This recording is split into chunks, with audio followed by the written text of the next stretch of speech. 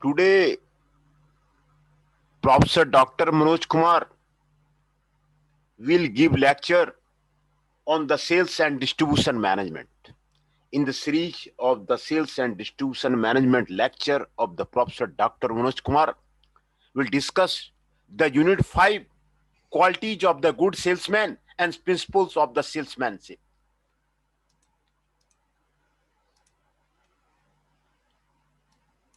The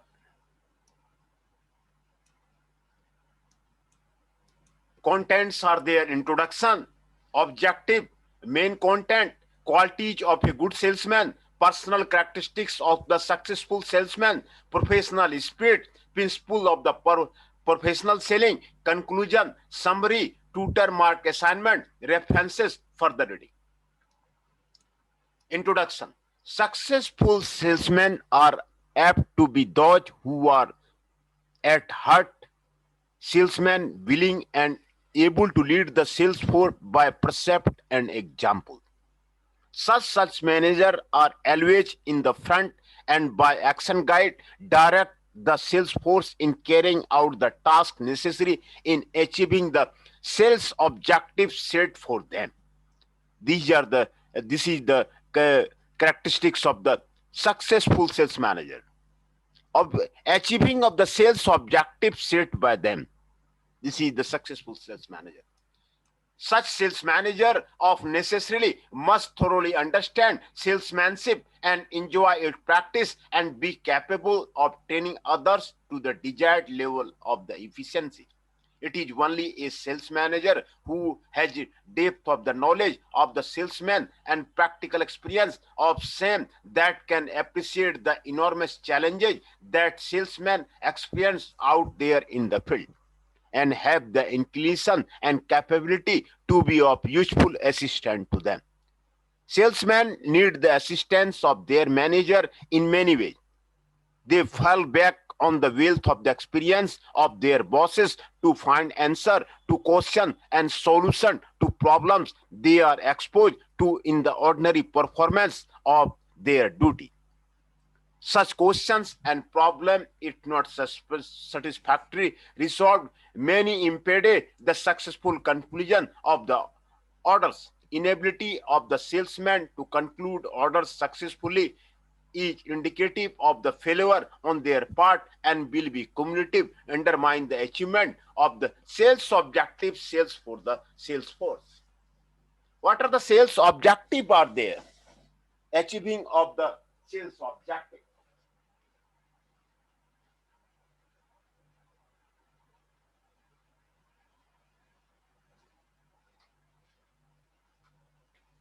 Achieving of the sales target, sales objective is necessary, of which the sales manager is a part. Sales manager, being mindful of this, assume the responsibility of assisting their salesmen in solving the problem they may hinder their success in the field.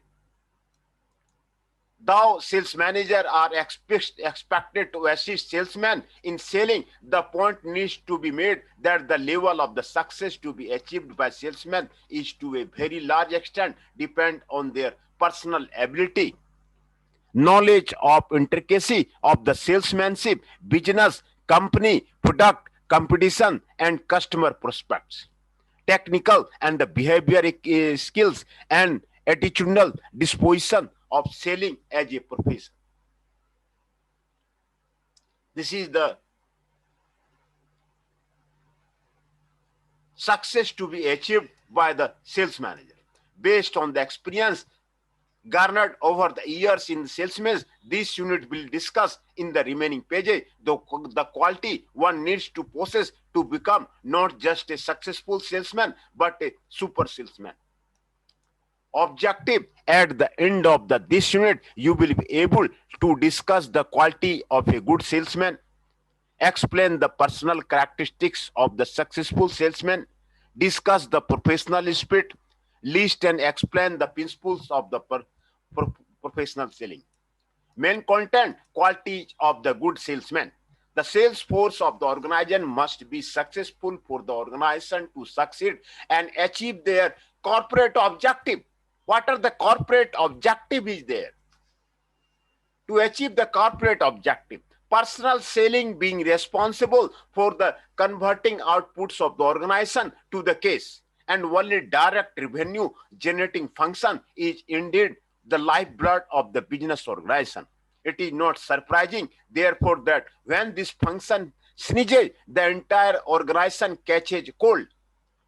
The life-giving and sustaining role of the personal sharing underscores the need for business organization to have the sales team comprising sales representative, each possessing requisite personal characteristic, positive attitudinal disposition or professional spirit, selling skill, and the knowledge required for the successful selling. Personal characteristics of the successful salesman. Although no empirical research has established conclusively the personal characteristics one most possess become successful in the personal selling. Some commonly accepted quality have been suggested as general one likely to be found in successful salesmen. The quality or personal characteristics to be discussed below may not be required in equal dosage in the salesman operating in the different selling situation and performing different selling tasks, but a sufficiently large dose of each must be present in any salesman working in today's changing, complex, and demanding marketing environment. The personal characteristics often discussed are honesty, initiative, creativity, intelligence, every good health, enthusiasm, personality, empathy, self-confidence, and the patience. Honesty. This highly desirable characteristics has been described as requiring the salesman to set and maintain a standard of fair play in his dealing with the company, customer, and even himself throughout the working day. A salesman needs to win the confidence and trust of his customer, prospect, and his company. Only an honest salesman can win and sustain the confidence and trust of his customer, prospects, and company. There is no doubt that the human beings appreciate those who deal fairly and truthfully with them. It is therefore in the best long run interest of the salesman to be transparently honest in relating with his customer and company. This will help to build an enduring bridge of the understanding, sympathy, support, and cooperation. Guarantee that the customer and company remain positively disposed to the salesman and generally facilitate relations between them. Initiative, creativity. There is no amount of the call planning that can take care of all or unforeseen events that might come up in selling, and which, if purely handled, can throw a spanner into the works. A salesman therefore needs to be sufficiently creative to meet the with challenges as they occur, especially challenges that will require immediate response. A salesman lacking initiative or creativity will find himself off harassed and unresponsive in the emergency situation. More so when they cannot readily fall back on his serious superiors for the assistance. Initiative and creativity are the quality that will stand salesman in a good stead to the manage his territory with little or the no supervision and not be victimized by all first events that may occur from time to time. A salesman can be likened to a lone soldier in the battlefield. He is off on his own and must rely on his weights for his survival. Intelligence. This has been described as the speed and accuracy of comprehension. It is the personal quality that enables the salesman to observe and interpret accurately opportunity as they come up in the selling presentation. Intelligence will help the salesman in reading the customer prospect well and knowing he is passing or has passed the different mental stages buyers normally experience.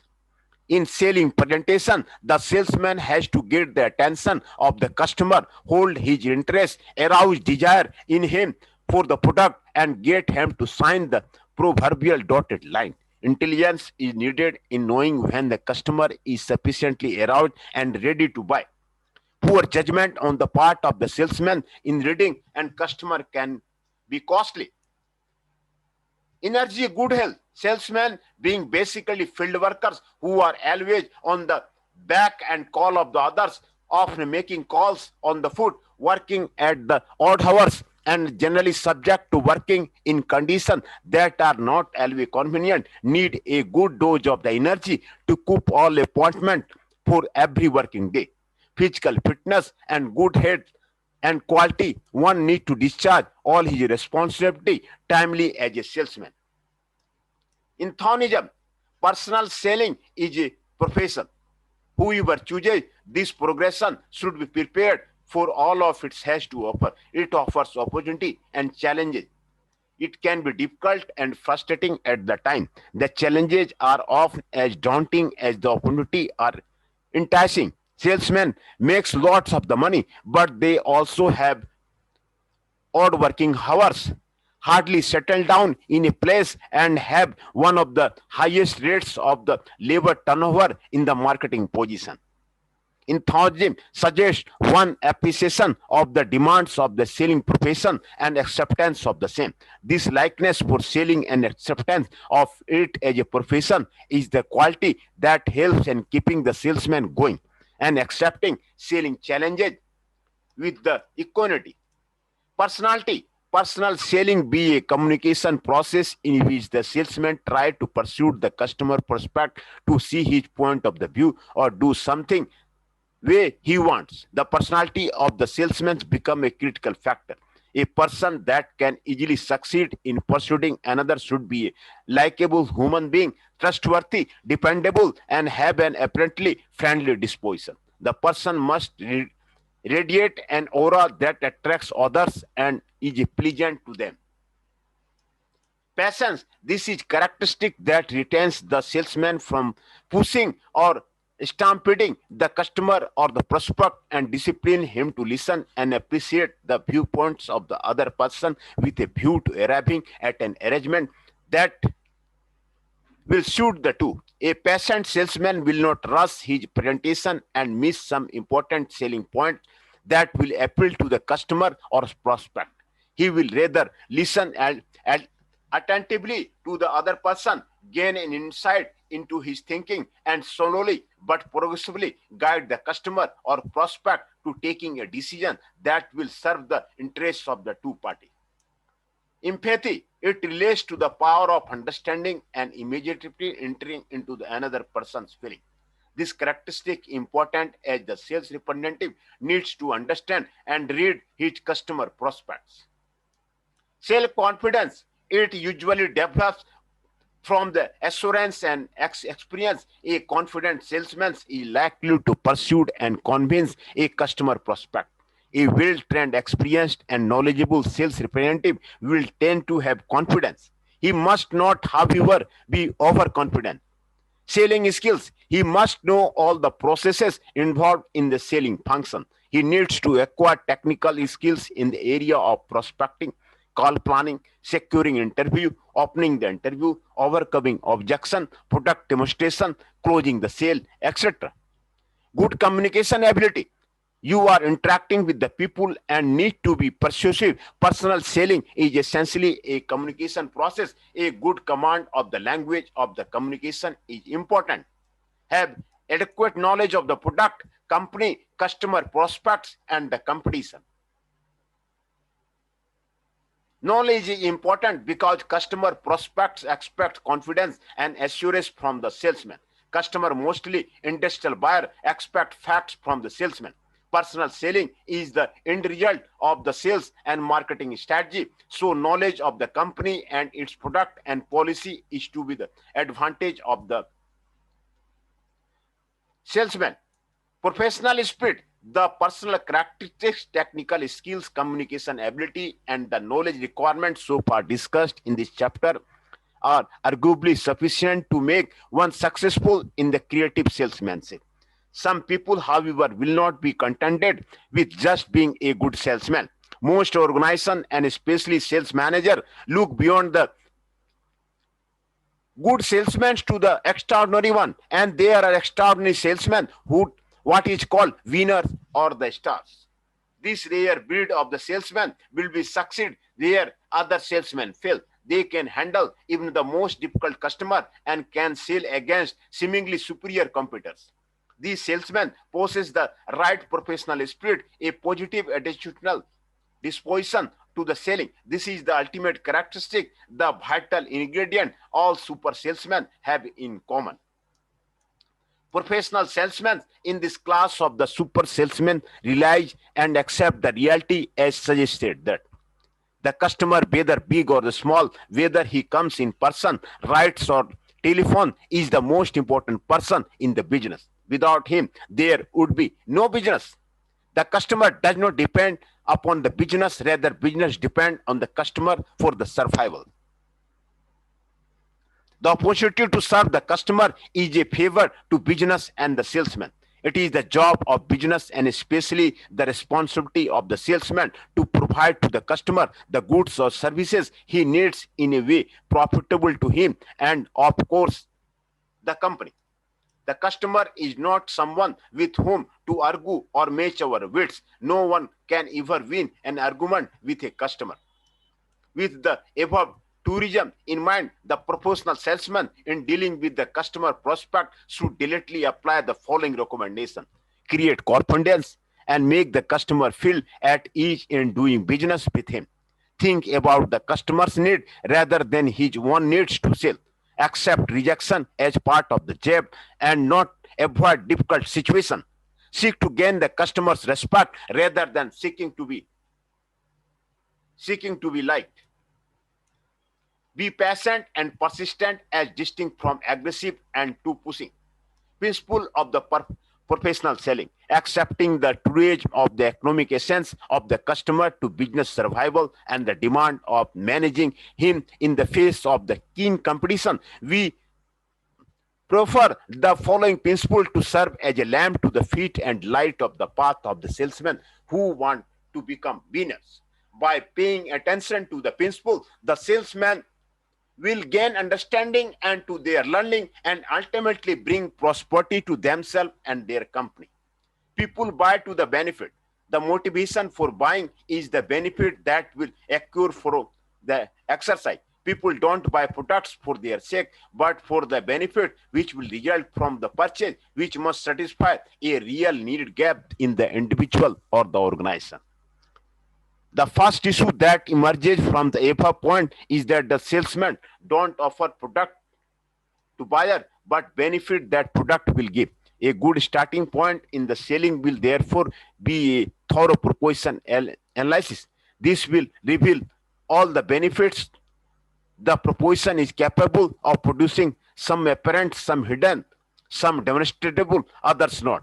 It is noteworthy that the proposition is more than the physical product. It approximates what is called the total product concept, bringing together the core product, the formal product, and the augmented product. In this regard, it is believed that the company's sales and marketing policy, procedure, and strategy can add value to the product and hence the potential source of the benefit. Even the salesman can be a source of the benefit to the customer. The astute salesman who realizes this will not feel defeated when the confronted with the computer with the seemingly superior core or even formal product. He will be rather challenged to appraise other sources of the benefit in his proposition. This may be a superior service his company or himself can offer to the buyer. The second issue to be noted is that the buyer or consumers have the different need gaps which they expect to be filled by the purchase they make. A proposition with the many benefits should be seen capable and appealing to the many buyers. Whosoever has a need that some of the benefits of the proposition can satisfactorily fill is a prospect, a potential buyer of the proposition or bundle of the utility on offer.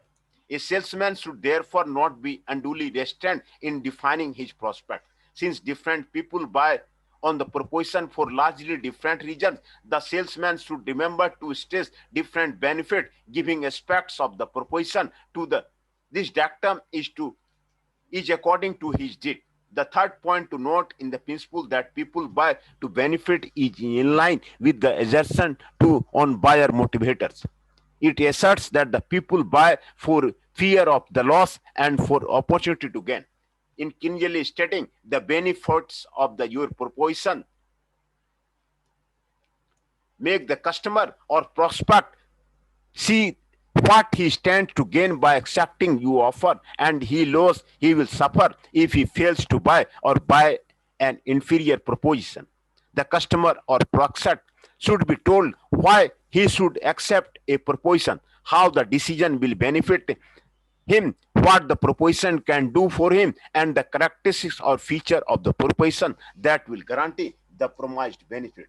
A salesman who delivers all these messages and also pursued the customer or prospect on what he will lose by rejecting the offer and doing nothing or accepting another offer stands a good chance of the succeeding. Believe in your product and the company.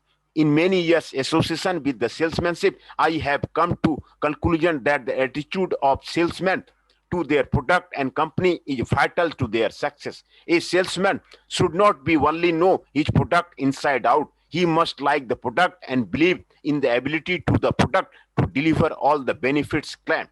The salesman who likes and believes in his product will talk about it with the fondness and the conviction. He is very likely to exude confidence and be persuasive in his presentation. It is easy to know salesmen who don't believe in their products. Their staying power when it comes to defending their products is weak. They give up easily. They can hardly speak with the conviction. A salesman who does not have product belief cannot be sold against competition. The same thing goes for the company belief. Salesmen ought to be deeply convinced and committed to their company. They are representative of their company and need to be believe in what they represent. Be genuinely committed to the customer satisfaction. The professionalism salesman should not see his responsibility as simply generating revenue or turning the organization's output to cash. His responsibility lies more in enabling exchange between his organization and customer to the mutual benefit of the both party. This implies that the exchange should result to the customer achieving satisfaction when they consume the object of the exchange and the organization achieving its corporate objective, which in business concern will center on the profitable revenue generation. In this light, the salesman has a duty to secure for the buyer a better quality of life by laying in the foundation that will generate that they extract fair deals in exchange transaction with the business. The salesman is challenged in this position to show genuine sensitivity to customer well-being. A genuine commitment to the customer well-being calls for an affirmative action whose central crux is to identify the people who need for the product of the company, and the product has the capability to meet such need to a reasonable extent, and to proffer ample and the objectively proceeded trustful purchasing information that will facilitate informed purchase by the buyers. Professionalism in the selling demands nothing less than this. Demonstration of good faith anchored on all full disclosure of the all material facts to the exchange situation, even telling bad news, the weakness of the proposition and the superior feature of the competitive offering is a hallmark of the objectivity, trustworthiness, and professionalism in the selling. All this will leave the buyer in an unfettered position and enable him make an informed, wise purchase decision that can hardly ever regret later. Exaggerating benefit claims and passing purchasing information that is outrightly deceitful or misleading are unethical to the professionalism in selling and cannot produce lasting exchange relation between organization and their customers. Genuine commitment to the well-being of the buyer, which will take organization, perhaps at the promoting of the salesman to produce to meet the customer specification and requirement, is the only enduring basis for the successful and enhanced selling.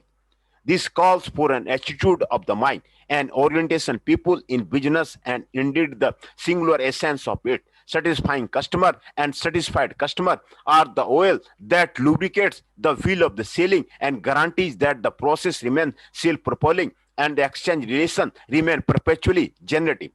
An attitude of the mind inclined to satisfy customer is likely doing good, sowing the good seeds in the fertile soil.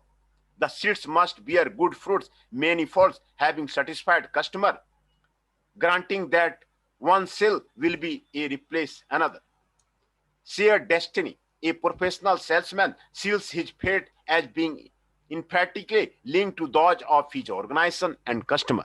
This has been described as both win or both lose. The principle is suggesting that the salesman is convinced and conduct selling presentation in a manner that convinces the customer or prospect that in a successful concluded call that both himself and the buyer win. The both will win in the sense that the buyer will have his buying need full, while the salesman achieves the objective of his organization and serves his own interest. In the case of the call not ending well, both the salesman and the customer or prospect will lose.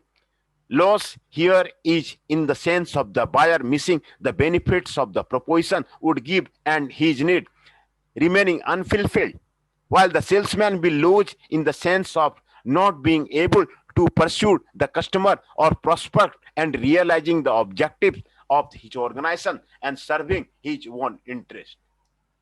A salesman who shares his conviction that a successful or unsuccessful sales call is a win or loss situation, respectively, both for himself and the customer or prospect, will be in a better frame of mind to take the buyer through all the mental processes of the buying, leading to the acceptance that the offered proposition has the best potential to satisfy his buying needs.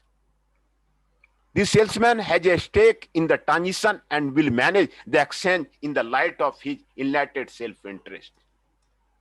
A salesman who wins or loses with the buyer shares a common fate with him and will work diligently to successfully conclude the call without resorting to the cutting corners and unduly pressuring the buyer.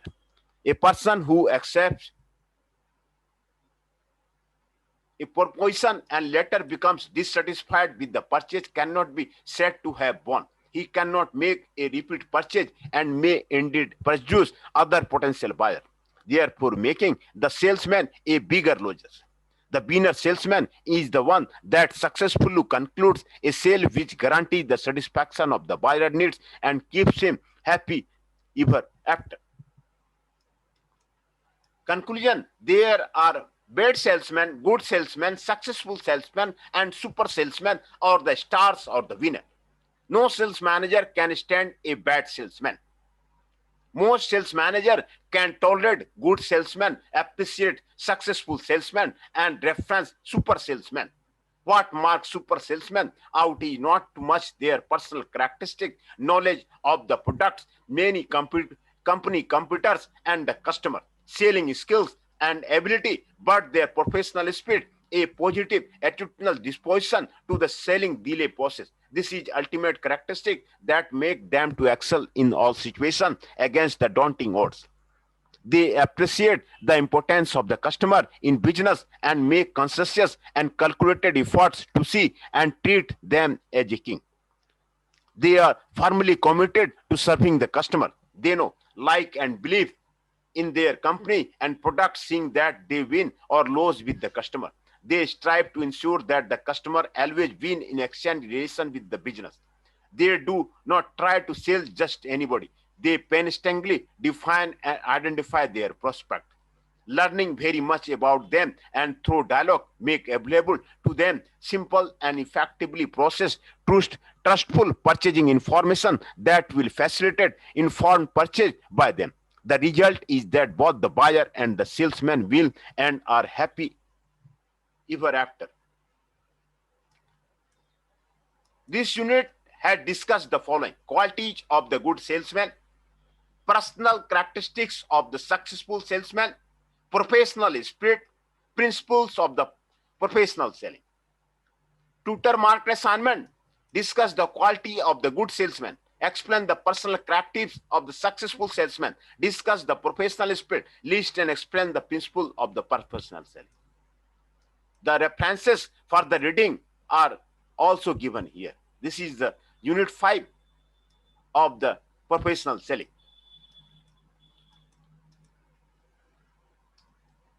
Distribution and sales management. Module 2. Unit 1 covers sales force organization. Unit 2 covers recruiting and selecting sales personnel. Unit 3 covers planning and conducting sales training program. Unit 4 conduct sales technique. Unit 5 conduct motivating sales personnel. How to motivate the sales personnel? What are the sales technique? What is the planning and conducting sales training program? What are the recruiting and selecting sales personnel? Sales force organization. Right? This is the module 2 that covers in the module 2. Unit 1, sales force organization. Introduction, objective, main content, purpose of the sales force organization, procedure for setting up a sales organization, basic types of the sales force organization, forms of the specialization in the sales force organization, factors that determine a sales force organization. Conclusion, summary, tutor mark assignment, references, further reading. Introduction, the basic function of the management of any firm or its unit are planning, organizing, coordinating, motivating, and controlling, among all others.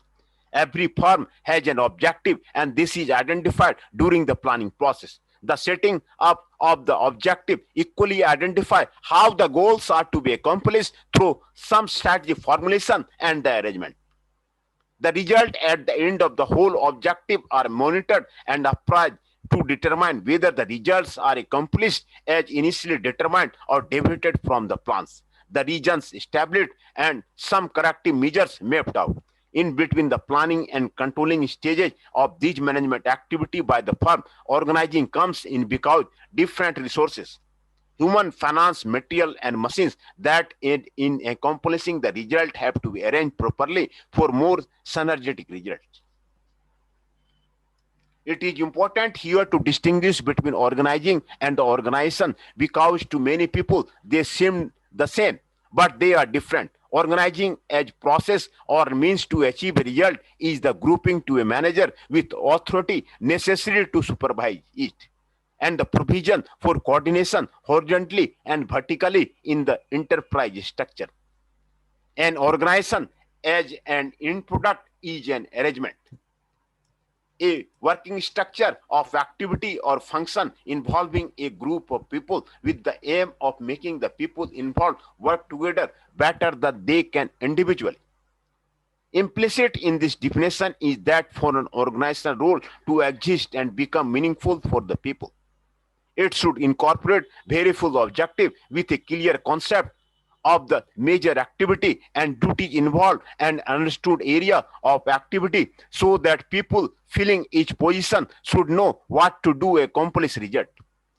Organizational structure are therefore not set in the firms for the fun of establishing them, but because they make it possible for everyone to identify who is to do what and when and who is responsible for what results and how to remove obstacles to performance caused by the confusion and uncertainty of the assignment, and to finish a decision-making communication network reflecting and supporting enterprising objective.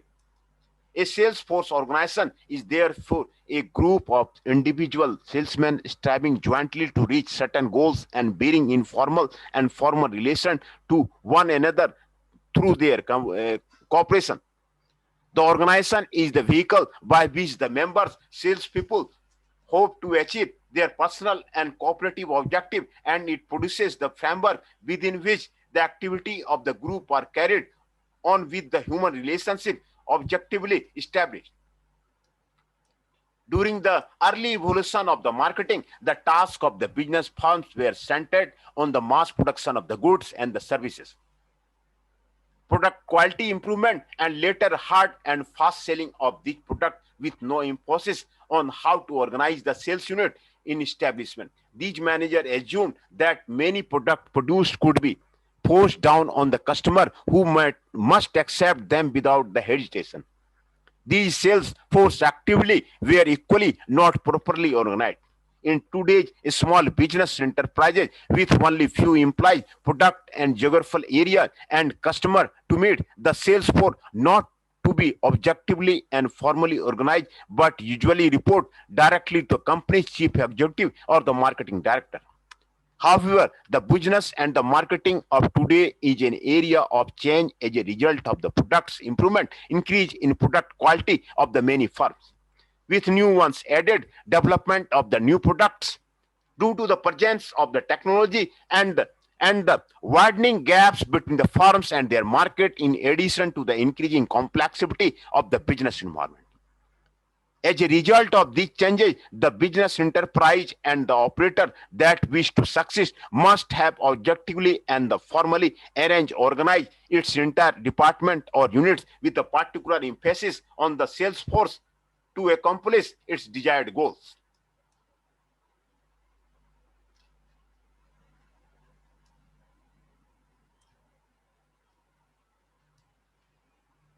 Objective at the end of this unit, you should be able to describe the purpose of the sales force organization, explain the procedure for setting up a sales organization, discuss the basic type of the sales force organization, explain the forms of the specialization in the sales force organization, list and explain the factors that determine a sales force organization. Main context, purpose of the sales force organization. Sales force organization is emphasized in the big enterprises where the company's management and its sales manager wish to determine exactly and the sales activity are required to achieve the corporate and the sales objective. This is accomplished by grouping the activity in the workable unit through the structuring roles, activity, objectives, authority, responsibility, relationship, and the flow of information and communication in the sales unit. The absence of the proper organization of the sales task will lead to the poor sales result as task will be performed haphazardly. The other purpose of the sales force organization in a firm are to maximize cooperation among the sales force and other unit members, to eliminate waste and the duplication of the efforts and minimize friction, to put the productive resources into the more useful position to accomplish the unit and corporate objective, to permit the development of the specialist, to assure that all necessary actions are performed in the sales unit and entire firm, to achieve coordination and balance of the workforce, to define authority and monitor the results, to economize the executive time. The other purpose of the sales force organization in a firm is given here. Maximize cooperation among the sales force and the unit member. Eliminate waste and duplication of the effort. Minimize the friction. To put the productive resource into the more useful position to accomplish unit and corporate objective. To permit the development of the specialist. To assure that all necessary action are performed in the sales unit and entire firm. To achieve coordination and balance of the workforce. To define authority and monitor the results, to economize the executive time. Some of these points are briefly explained below. The essence of organization is to make it possible that each function of the firm is brought into proper relationship with the other into workable unit in order to achieve the corporate objective. To the sales force who joined the firm, the realization that accomplishment of their individual goals depends on how they achieve and corporate and sales unit goals pursued them to cooperate to meet these diverse but unified objectives rather than working as independent entity. Corporation brings efficiently and synergistic result because two good heads are still better than one if they cooperate. In sales force organizational structure, roles are defined and persons are assigned their individual duty and positions that fit into the operation of the unit and entire enterprise. Each person knows his duty, boundary, and what to do, how and when, with the knowledge that he will be appraised based on his performance and productivity. This assignment will reduce to the barest minimum waste motion, duplication of the sales report and resources, and minimize friction and conflicts, unlike where all sales force are allowed to operate with the no design position and sales force in the unit firm. Sales force organization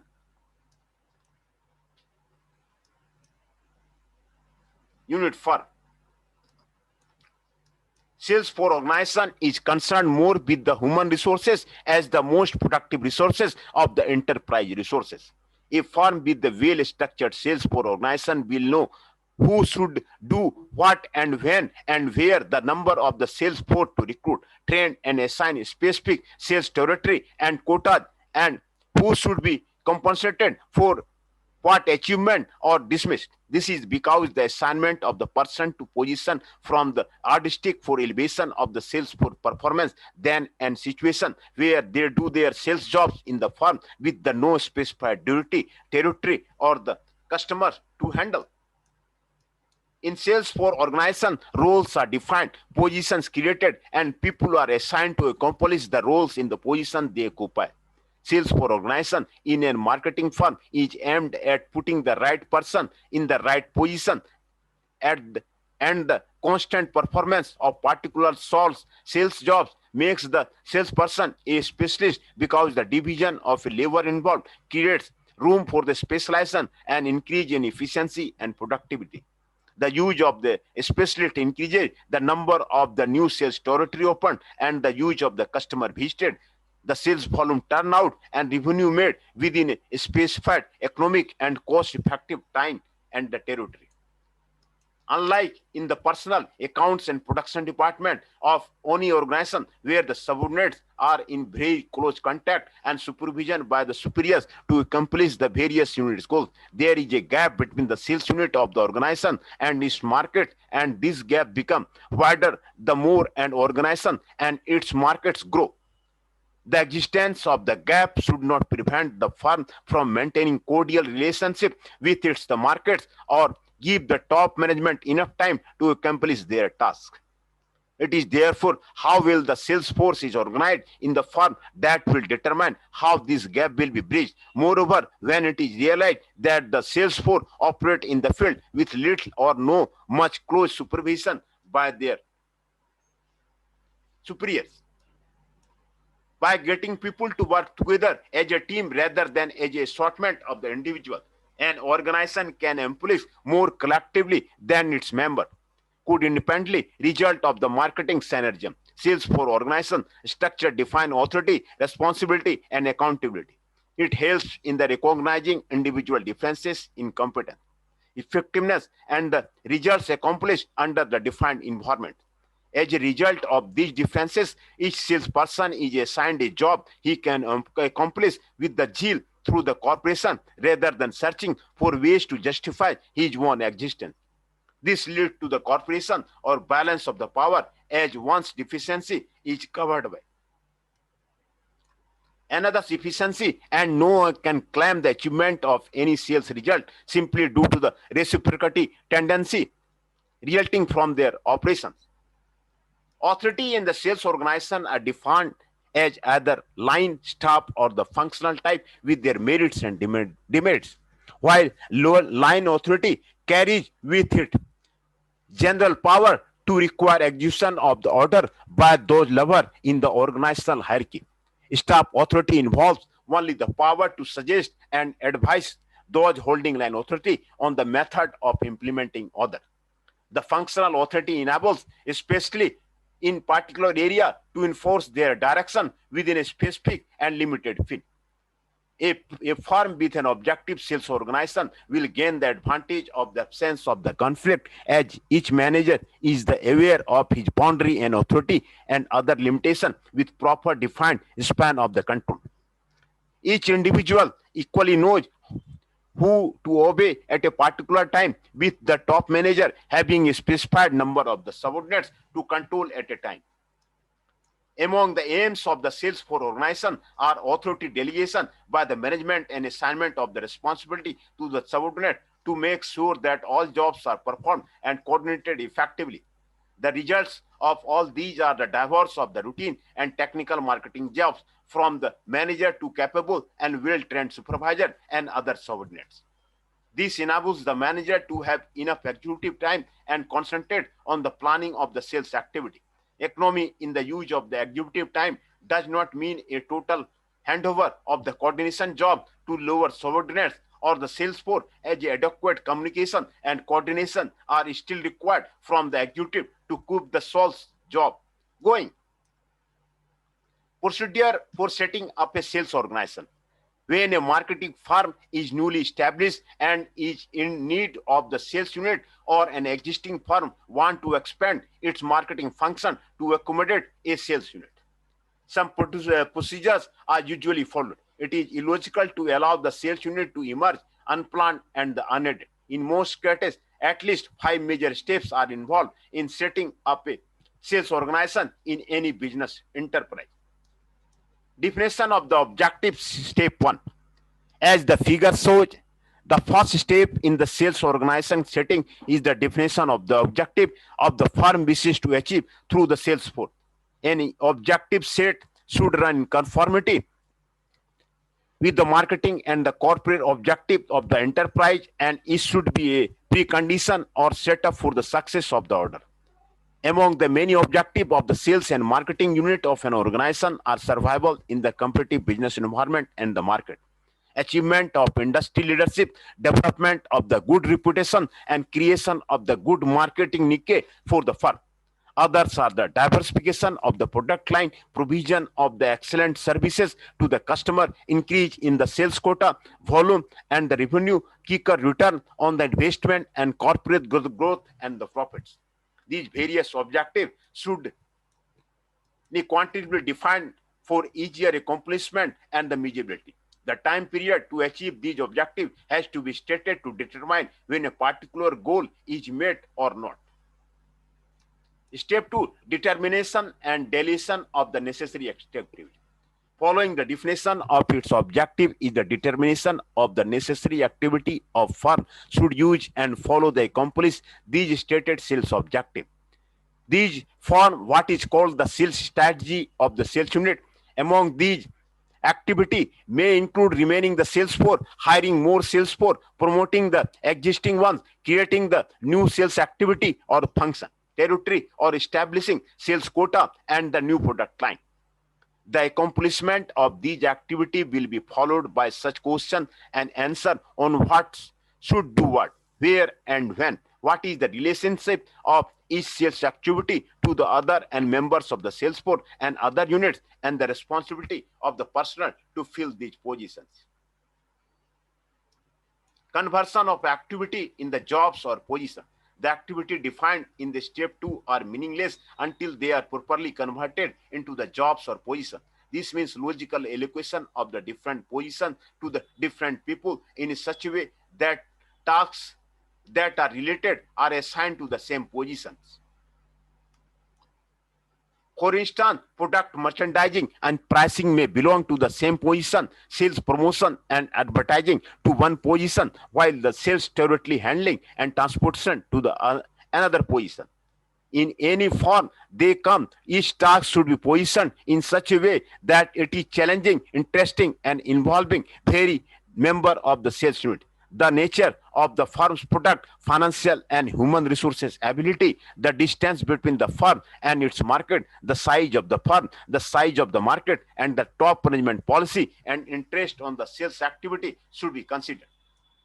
Assignment of the personnel to the position.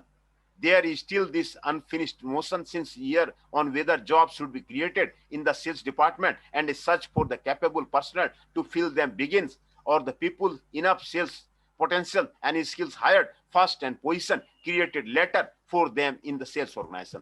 The decision on each tactics depend on the firm in the question, and avoidance of the further conflict is usually resolved out of the compromise of the two. However, in most cases, the sales manager create jobs, sales job and position first and look for and assign personnel to fill the vacancy. This approach seems more logical and useful because the recruited staff is now aware of why they are hired, as their duty as spelled out in the position they occupy. Provision for the coordination and control. No marketing job is too perfectly done that it does not require further review, amendment, and improvement with time. As a result of this view, the sales objective and other sales activity involved in the organizational process have to be reviewed as situation change. This requires the firm making logical provision for the coordination and control of its sales activity to determine whether what is set initially as its sales objective have been accomplished as planned or not, and the necessary measure for the amendment or improvement made for growth. This step is necessary because in most cases some external constant unforeseen by the organization when the objective were set might not weigh down the goals that meeting them become difficult. This therefore calls for the periodic review with necessary measures for the coordination and control of the sales activity. Basic types of the sales force organization. There is no stereotyped way of structuring a sales force organization in a firm. The type of structure a firm may establish is determined by the firm's customers, marketing channel chosen or to be chosen, the firm size and financial strength, and product lines dealt on. Other factors are the presence, strength, and practice of the competitors in the market and industry, the skills and ability of the firm's top management and sales force, firm's policy and objective at a particular time. As a result of these factors, a firm can adopt any or combination of the following sales force organization structure to achieve its sales, marketing, and the corporate objective. The line sales organization, the line and staff sales organization, the functional organization, the committee type of the sales organization. When a firm expands to a medium and large size, some specialization its sales organization structure can be adopted. Among these new structure, geographical territory, product line, and or type of the customer or the market arrangement. All the type of the sales organization are explained here. The line sales organization, when a firm is small in size with a little sales force, limited market to cover, and few products or product line that one or few sales force and management can handle effectively, the line type of the sales organization seems the problem-based organization structure. The oldest and simplest type of the organization structure in line organization, authority flow directly from the top sales manager to the sales force or the people. The authority responsibility relationship is in such a way that all executive exercise direct authority to their respective subordinates who are only responsible to those next to them in the chain of the command upward. In most cases, authority is centralized and planning is not separate from execution, particularly where and when the chief executive is acting as a production, sales, finance, and administration manager of the firm with no specialist to assist or advise him in this professional area. However, when an organization starts growing, the owner president may decide to hire an assistant or supervisor to assist him, but his daily jobs are still thoroughly monitored and supervised by chief executive that the seems not to have and the authority of his one. The assistant, while commanding the subordinate under him, strictly obeys the instruction of his immediate superior, manager, president, the sales territory to cover, quota to produce and sell, prices to sell products, and when, how, and what mode to adopt in selling any particular product is still the master's command. There are some advantage and disadvantage that accrue to a firm that adopts this form of the sales organization. Advantages of the line sales force structure. Like any form of the line structure, the line form of the sales organization has the following merit. It is simple to organize because with the presence of the sales manager and few of his assistant and subordinates, an established sales organization is formed. It is relatively cheap to operate because only few executives and the subordinates are involved in making the firm function. It ensures quick decision making and speedy action in putting policy into operation with a minimum of the red tape or the bureaucracy. It shows a clear-cut division of the authority and responsibility among the organizational member, and this makes performance or the non-performance of the duty readily traceable to the source of the action. The simplicity nature of the organization makes discipline and control easy as the subordinates are very close to the top executive who oversee their action and behavior, and each subordinate reports only to one member directly higher than him. It is highly centralized authority, and each person is aware of what to do at a particular time, which assumes a minimum of the back-passing or shifting or the avoiding responsibility by the individual. The definition of one's authority and responsibility gives the top executive time to concentrate on the firm's policy changes, making new plans to action with little or no delay. This does not automatically divorce the top management from the daily overseeing the affairs to the unit of the firm. The relationship between the executive and their subordinate is usually cordial under this arrangement because each person knows the other positions in the firm and how to combat conflicts that to arise in the enterprise. Disadvantage: the line structure of the sales organization best fit the small firm because when the enterprise goes big, the above advantage seem to disappear to be replaced by the some disadvantage and the constants.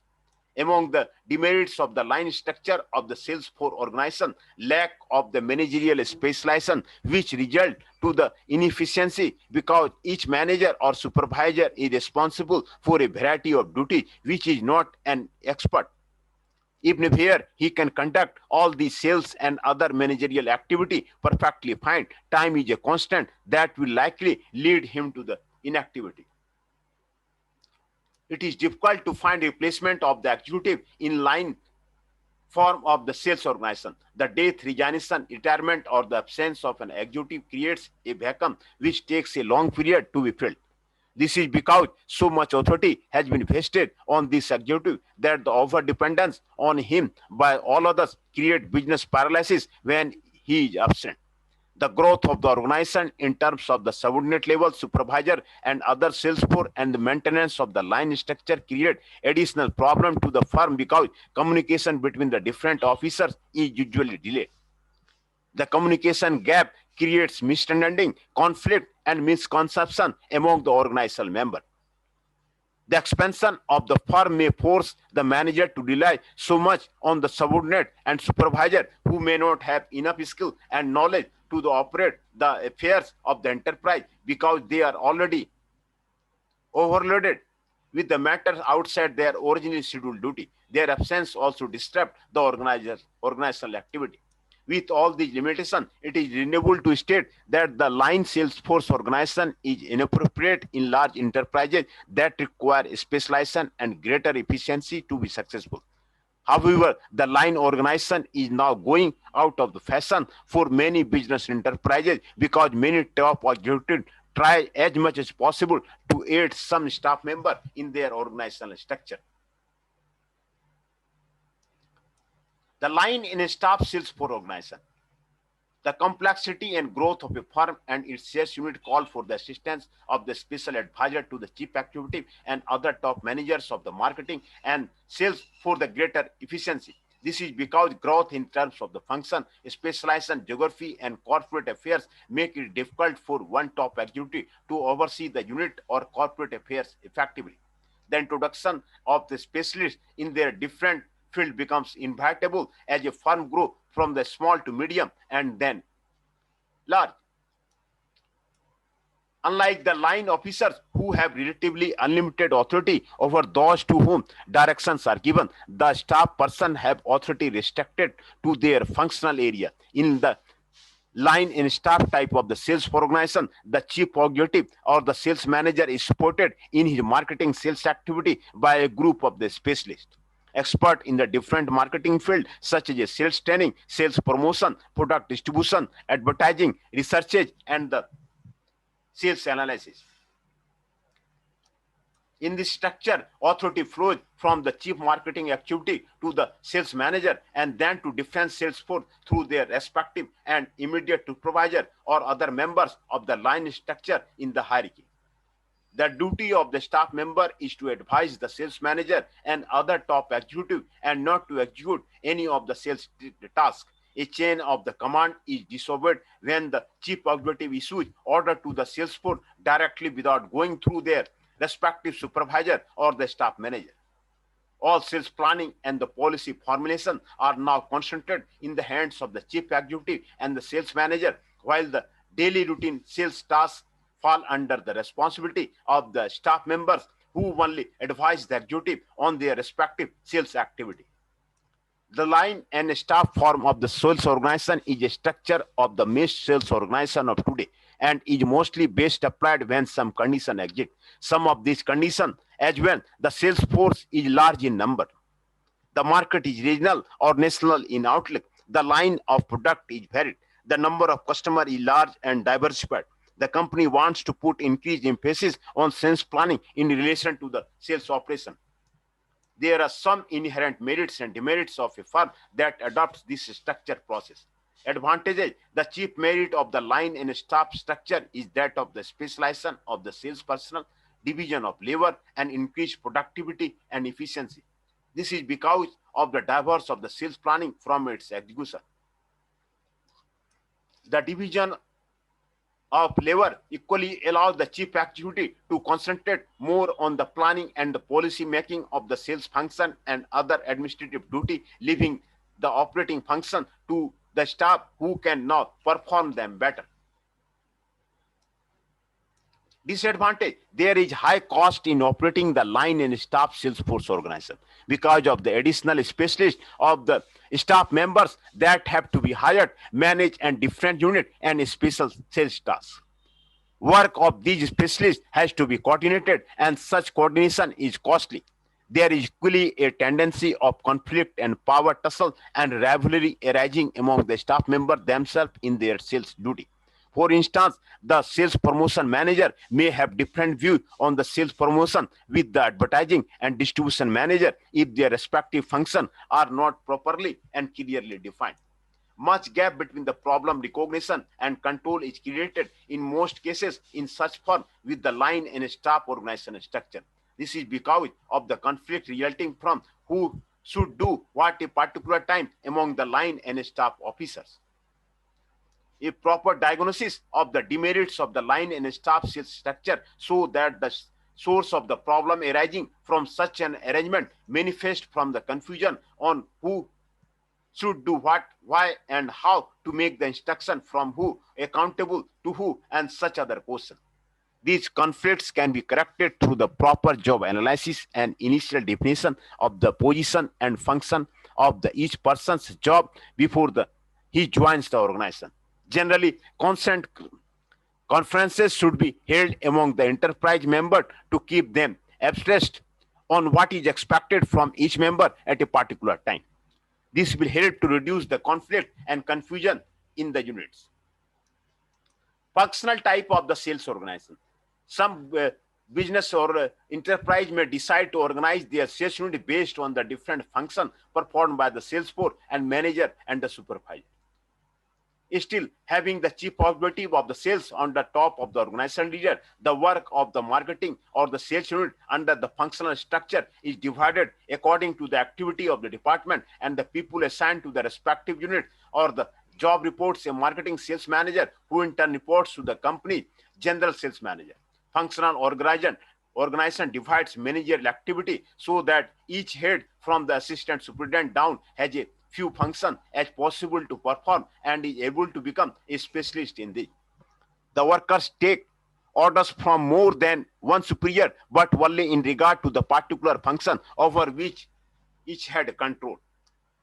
In the functional sales department, the different marketing and the sales tasks are assigned to the different specialists who act as a staff and advise the sales manager in charge of the planning, administration, and the policy matter.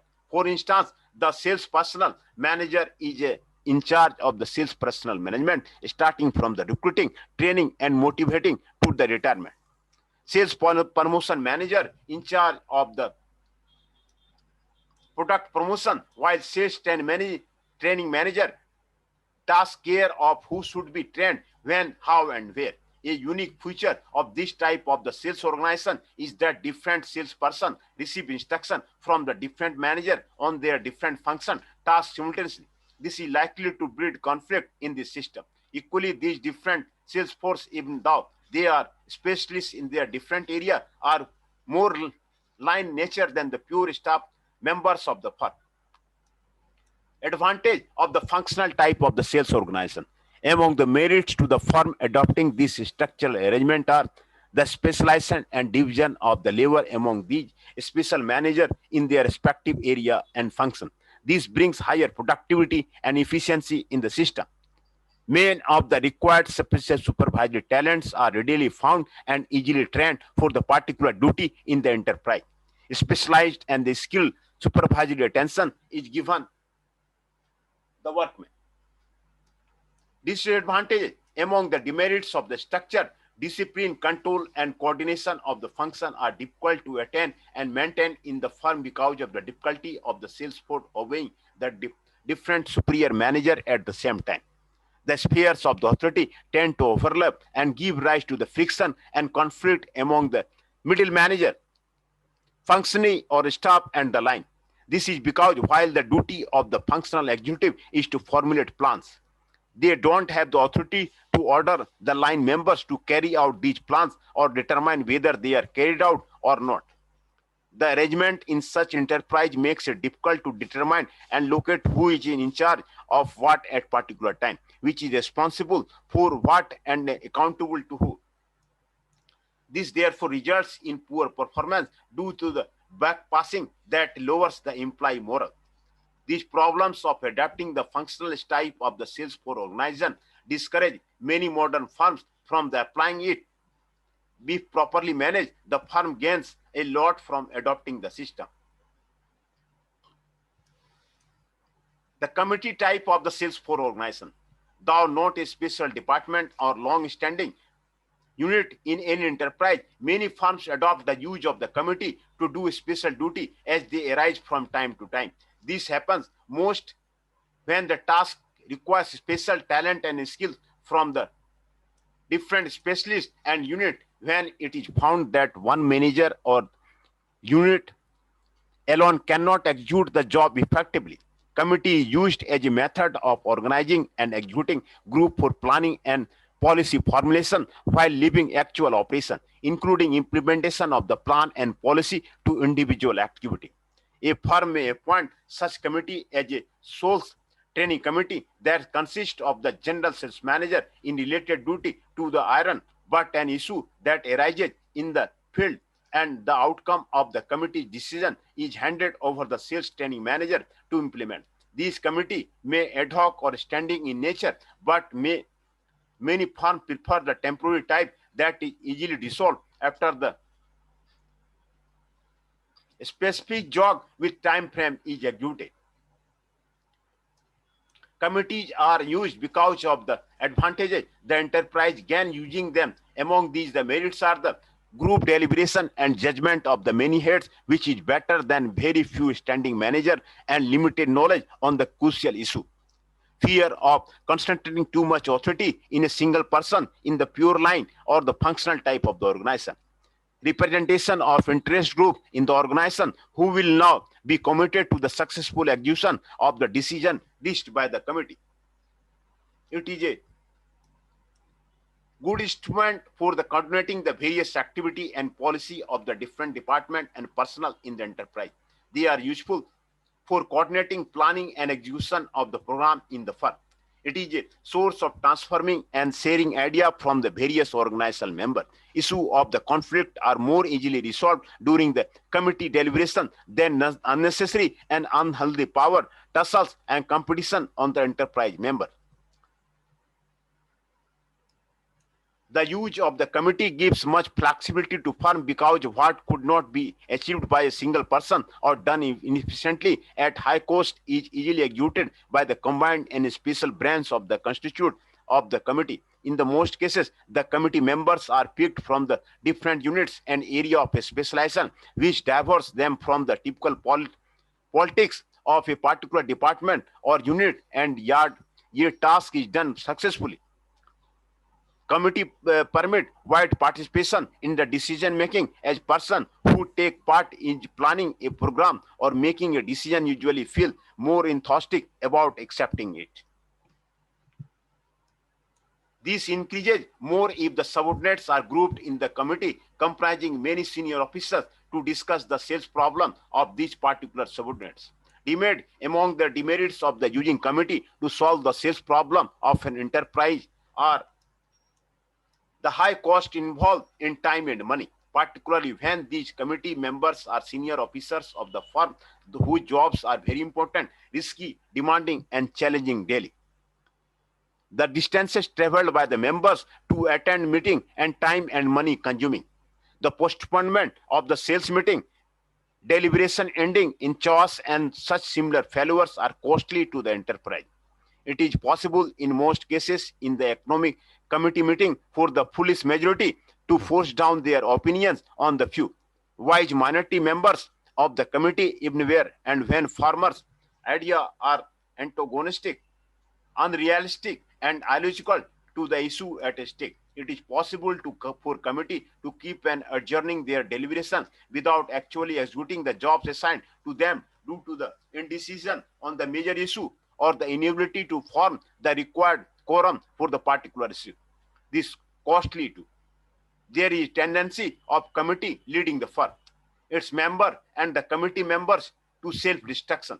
This occurs when the committee members see themselves as a group of the unequals but turn the avenue to a battlefield of the superiors and inferiors, or the warrior comes that the final result reached becomes worse than the initial situation because of the few powerful minority forcing down their decision on the many powerless members.